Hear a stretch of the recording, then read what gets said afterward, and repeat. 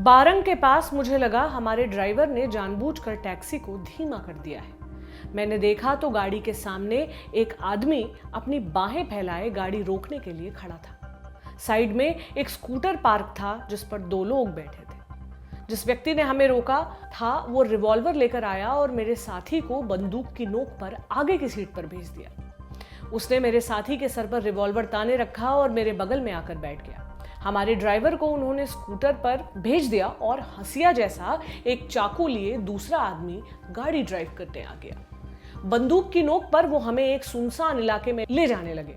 मैंने कहा अगर इरादा लूटपाट का है तो सब कुछ ले लो, लेकिन उसने कहा कि उसे मुझे खाना है। एक सुनसान जगह पहुंचकर उन्होंने मुझे गाड़ी से उतारा, अलग लेकर गए।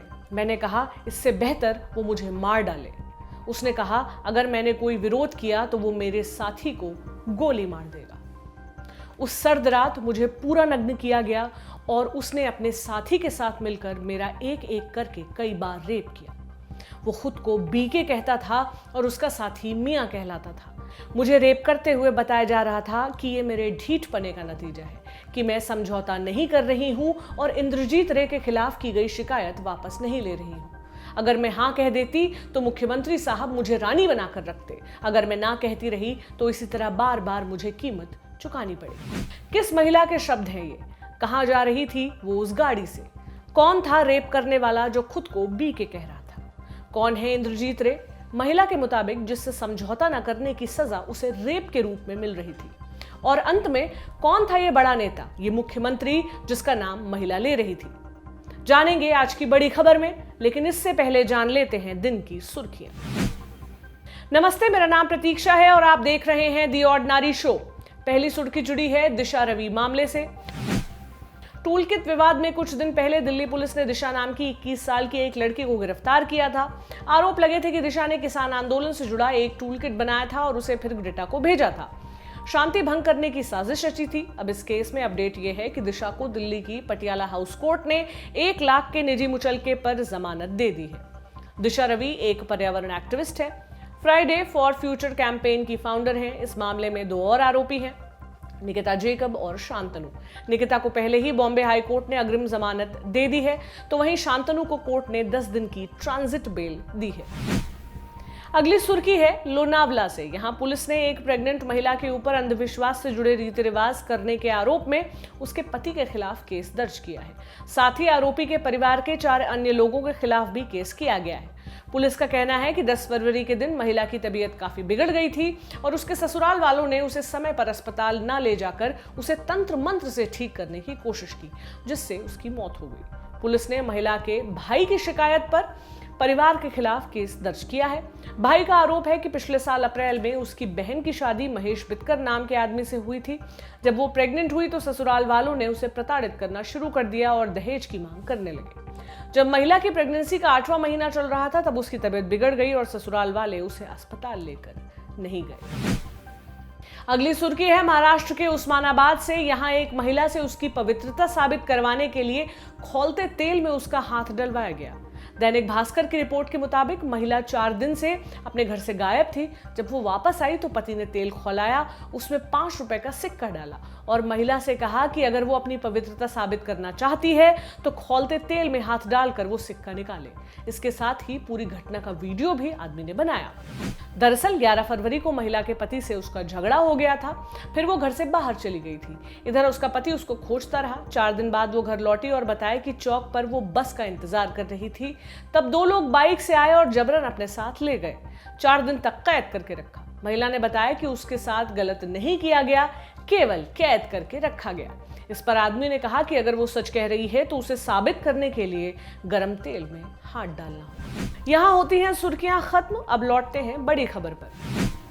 शुरुआत में जिस केस का हमने जिक्र किया वो है ओडिशा का। तीसरे आरोपी को पकड़ने की कवायद कब कैसे शुरू हुई इसे बाद में बताएंगे। पहले इस मामले को जानने की शुरुआत जड़ से करते हैं। 1987 की बात है। ओडिशा के भुवनेश्वर में एक 17-18 साल की लड़की रहती थी। उसकी शादी इसी साल एक IAS अधिकारी से कर दी गई। एकदम ऐसी शादी जैसे घर वाले चाहते हैं कि लड़की और लड़का दोनों एक ही जात के हों, उस तरह की शादी। शादी के बाद लड़की को कथित तौर पर उसके ससुराल वालों ने दहेज के लिए प्रताड़ित करना शुरू कर दिया, मानसिक और शारीरिक दोनों ही स्तर पर। लड़की ने बाद में एक मैगजीन को यह भी बताया कि उसके पति का उसकी भाभी से अफेयर था और ये घर में एक ओपन सीक्रेट जैसा था और उसकी शादी को बेमतलब साबित करता था। लड़की चुपचाप अपने मायके वालों के लिए ये सब सहती रही। कुछ साल बाद उसका पहला बच्चा हुआ। वो लड़की जिसने काफी कुछ सहन कर लिया था, उसने खुद को दोबारा संभालने की ठानी अपने बच्चे की खातिर। पति की हरकतों का विरोध किया। इस पर पति ने तलाक देने की धमकी दे डाली। लड़की ने तब फिर कुछ नहीं किया। कुछ साल बाद वो दोबारा प्रेग्नेंट हुई। जून 1994 में डिलीवरी हुई। इसके बाद उसके पति ने उसे राउरकेला के एक साइकाइट्रिक नर्सिंग होम भेज दिया, जहां उसे कई बार इलेक्ट्रिक शॉक दिया गया। इन सारी घटनाओं के करीब 6-7 साल बाद लड़की ने इंडिया टुगेदर नाम की एक वेबसाइट को अपना इंटरव्यू दिया, जहां उसने बताया, मुझे धोखे से इस साइकाइट्रिक होम में लाया गया था, जहां हर एक इलेक्ट्रिक शॉक के बाद मैं ये भूल जाती थी कि मैं कौन हूं। मेरा दिल टूट चुका था। एक पूरी तरह से स्वस्थ लड़की को पागल बनाने की कोशिश की गई। मुझे तब राहत मिली जब मेरे पेरेंट्स को एक अज्ञात नर्स ने कॉल किया और फिर वो मुझे बचाने आए। मैं 10 महीनों तक अपने पेरेंट्स के साथ रही। फिर अपने बच्चों के लिए मैंने अपने पति के पास लौटने का फैसला किया, लेकिन इसका नतीजा ये रहा कि मुझे मेरे पेरेंट्स के खिलाफ एक एफिडेविट में साइन करने को कहा गया। मुझे 1996 में माउंट आबू में छोड़कर मुझे ब्रह्म कुमारी बनाने की भी कोशिश की गई। जब मेरे पति की सारी कोशिशें खराब हो गई तो उसने फिर मुझे एक असाइलम में छोड़ दिया, जहां के प्रशासन ने मेरे पति को एक लेटर के जरिए बताया कि मैं मानसिक तौर पर पूरी तरह से स्वस्थ हूं और वो मुझे वापस लेने आ सकता है, लेकिन वो कभी नहीं आया। फिर मेरे पिता उत्कल महिला समिति के पास पहुंचे और आखिरकार अप्रैल 1997 में मुझे रेस्क्यू किया गया। असाइलम में 9 महीने बिताने के बाद जब पीड़ित महिला बाहर आई तो 30 मई 1997 में उसने अपने पति समेत ससुराल वालों के खिलाफ केस दर्ज कराया। आईपीसी के सेक्शन 498A के तहत, यानी दहेज के लिए प्रताड़ित करने के आरोपों के तहत। फिर इसी केस के सिलसिले में महिला की मुलाकात हुई इंद्रजीत रे से, जो उस वक्त ओडिशा के एडवोकेट जनरल थे। इस नाम को आप याद रख लीजिए। 11 जुलाई 1997 के दिन इंद्रजीत के ऑफिस में महिला को बुलाया गया, इसी केस के सिलसिले में बातचीत करने के लिए। इस मुलाकात के बाद महिला ने इंद्रजीत के ऊपर रेप की कोशिश करने के आरोप लगाए। 19 जुलाई के दिन कटक के कंटोनमेंट पुलिस स्टेशन में महिला ने इसी मामले में एफआईआर भी दर्ज कराई। महिला के मुताबिक मुलाकात के दौरान इंद्रजीत ने उनका यौन शोषण किया था और रेप करने की कोशिश की थी। इसके बाद इस मामले में ओडिशा के तब के सीएम जेबी पटनायक यानी जानकी बल्लभ पटनायक का नाम सामने आया। उस वक्त ओडिशा में थी कांग्रेस की सरकार, लेकिन इस केस के बाद ऐसी बाजी पलटी कि तब से लेकर आज तक कांग्रेस ओडिशा में सरकार नहीं बना पाई। क्या हुआ था बताते हैं। इंडियन एक्सप्रेस की रिपोर्ट के मुताबिक इंद्रजीत रे को जेबी पटनायक का काफी करीबी माना जाता था। 1986 में एक मीडिया हाउस ने पटनायक के खिलाफ एक कवर स्टोरी पब्लिश की थी। इसमें पटनायक पर आरोप लगे थे कि जो भी उनके पास नौकरी के लिए जाता है वो उसे सेक्सुअली एक्सप्लॉइट करते थे। इसके बाद पटनायक ने इस मीडिया हाउस के खिलाफ केस किया, जिसमें इंद्रजीत ने उनकी मदद की थी। 1997 में जब इंद्रजीत पर रेप की कोशिश के आरोप लगे तो हर किसी की नजर पटनायक पर टिकी थी, लेकिन पटनायक ने इंद्रजीत के खिलाफ कोई एक्शन नहीं लिया।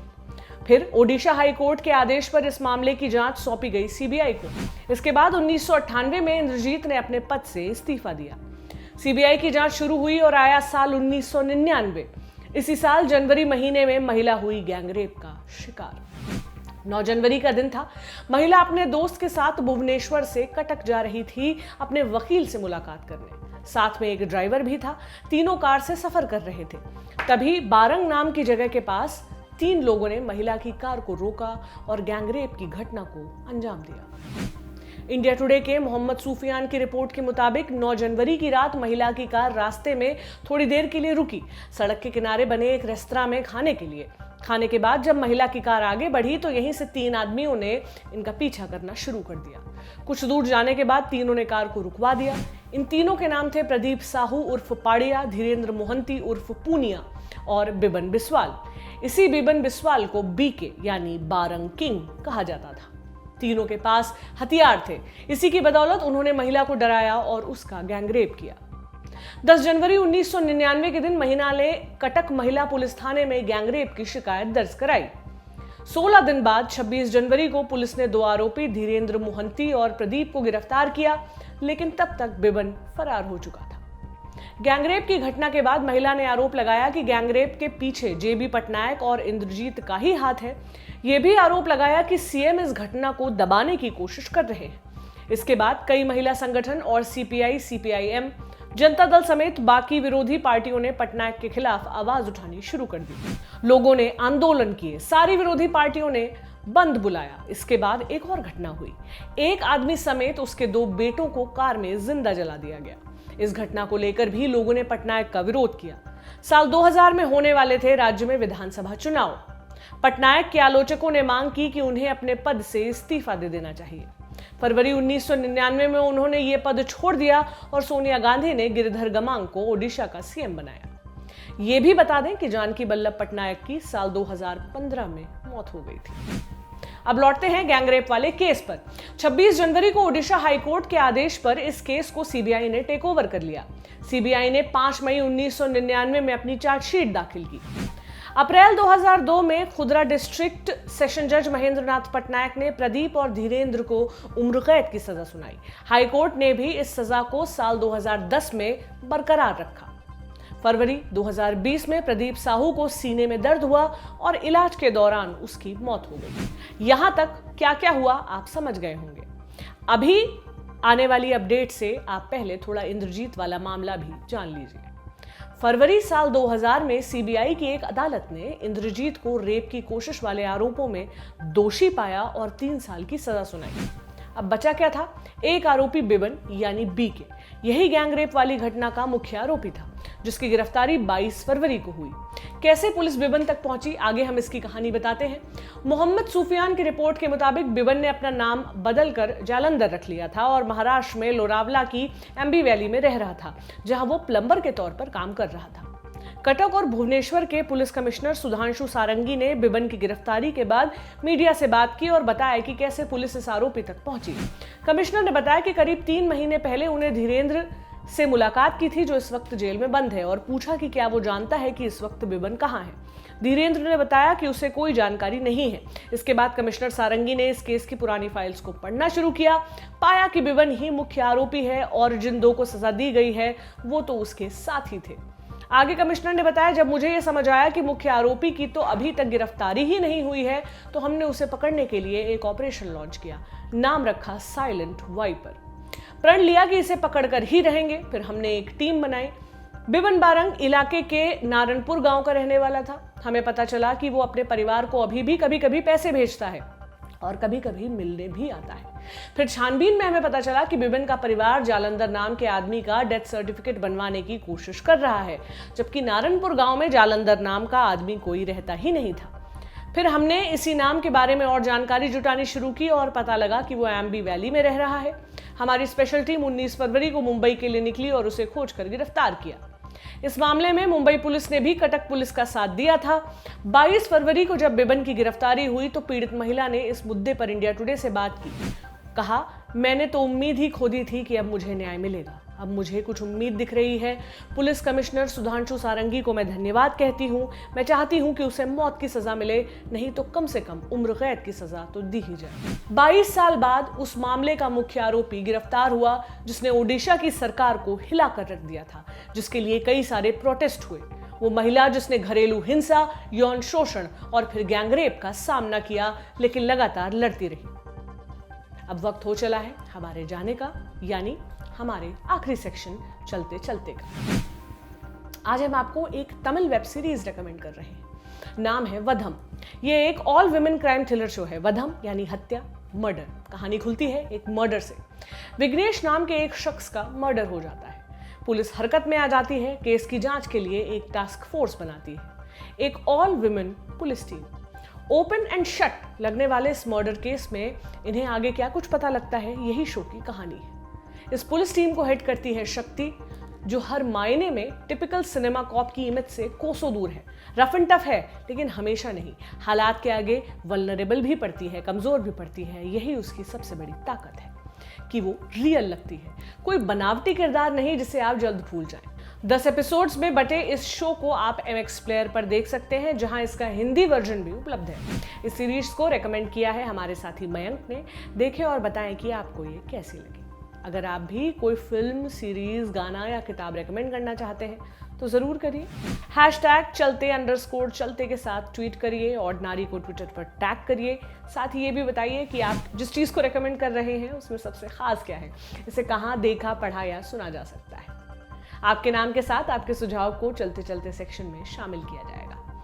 इसके अलावा ये भी बताएं कि हमारा ऑर्डिनरी शो आपको कैसा लग रहा है। फीडबैक ज़रूर दें। अपने हाथों से आप मुझे खत लिखें। पता स्क्रीन पर आप देख रहे होंगे। मैं जवाब आपको ज़रूर दूंगी इसी शो में।